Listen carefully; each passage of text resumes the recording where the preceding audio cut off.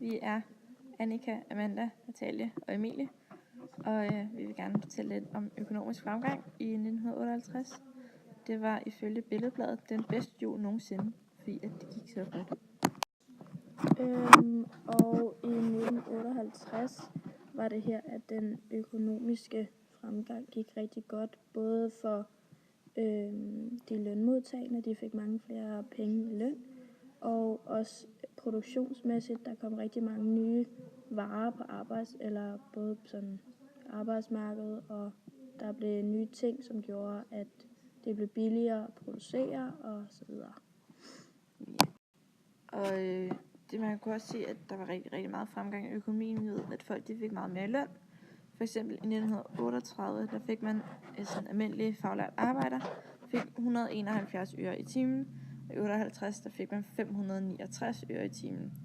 Og det er selv, hvis man sådan medregner, at produkter og ting er blevet dyre og sådan noget, så er det, man kalder reallønnen, som er sådan det, man rent faktisk får ud af det, det er steget med 33%.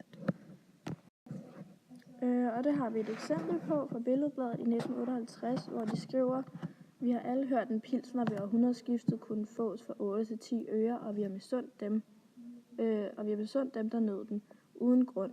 Vi kommer i 1958 lettere til en pilsner end nogensinde", og det viser altså både, at man kan sige på en eller anden måde, at valutaen er blevet højere. Det er blevet, altså de er billigere for forbrugerne nu, hvor de har fået flere penge på arbejdsmarkedet. Og alt det her med, at folk de tjente flere penge, det gjorde også, at man kunne få mange sådan nye produkter, som man ikke havde haft før. For eksempel så var der rigtig, rigtig mange, der begyndte at køre bil, fordi at det havde de pludselig råd til.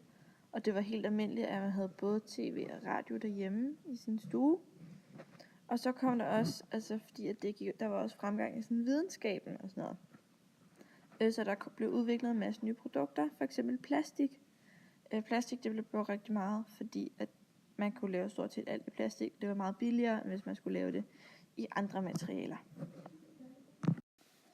Noget andet, der også skete i 1958, eller var sket lige pludselig, det var, at der var lige pludselig enormt meget mindre arbejdsløshed, end der havde været førhen. I 1938 var der for eksempel, 97.100 ledige, hvor der så i 1958 var under halvt så mange, altså kun 35.150 ledige.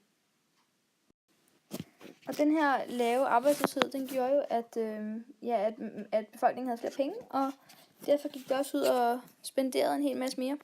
Og handlen sagde det her, dog lige en jul, hvor vi også befolkningen køber langt mere end resten af året.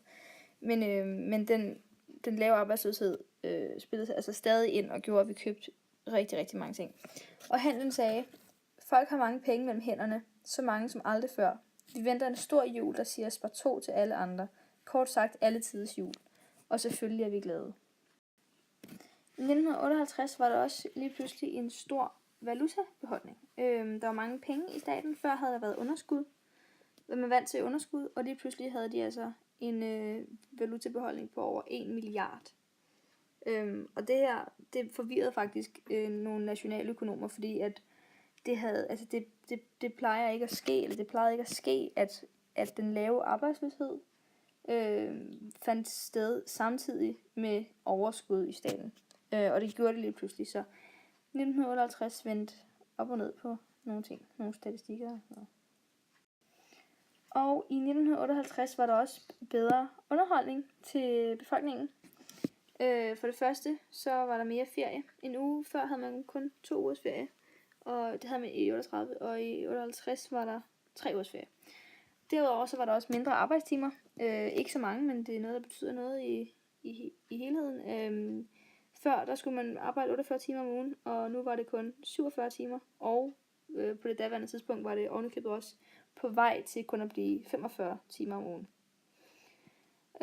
De rejste også mere lige pludselig i 1958. Før der brugte Danmark 50 millioner i rejsevaluta, og i 1957 var det tal 385 millioner. Det er over 6 gange så mange penge. Så vi begyndte at rejse rigtig, rigtig meget. Der skete også noget med den type transport, vi brugte. For det første var der jo lige pludselig langt flere personbiler. Før var der kun 100.411, og nu var der pludselig 310.000. Men folk begyndte også at få øjnene op for knallerter. I 1938, der vidste man egentlig ikke rigtig, hvad en knallert var. Og i 1958 var der 300.000 knallerter i Danmark. Og det samme skete med radioer. I 38 var der 62.711 radioer i Danmark. Og i 58 var det tallet steget til 1,5 millioner. Og som Emilie også var inde på tidligere, så var der jo fjernsynet, der kom frem.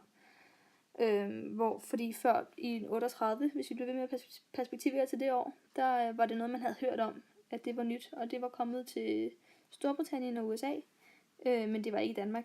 Og i 58 var der pludselig 200.000 fjernsyn rundt omkring i landet.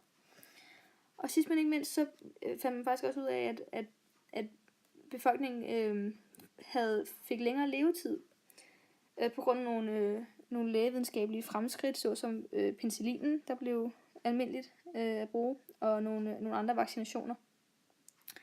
Det gjorde, at en piges gennemsnitlige levealder var 65,8 i 38, men i 58 var den 72,6. Ja, det var egentlig det. Og den her fremlæggelse var lavet af mig selv, Amanda, Emilie, Natalie og Annika.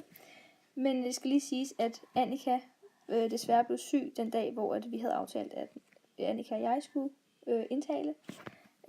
Så derfor er det kun mig, derfor har Annika ikke indtalt noget. Men hun har været en lige så stor del af gruppearbejdet som de andre.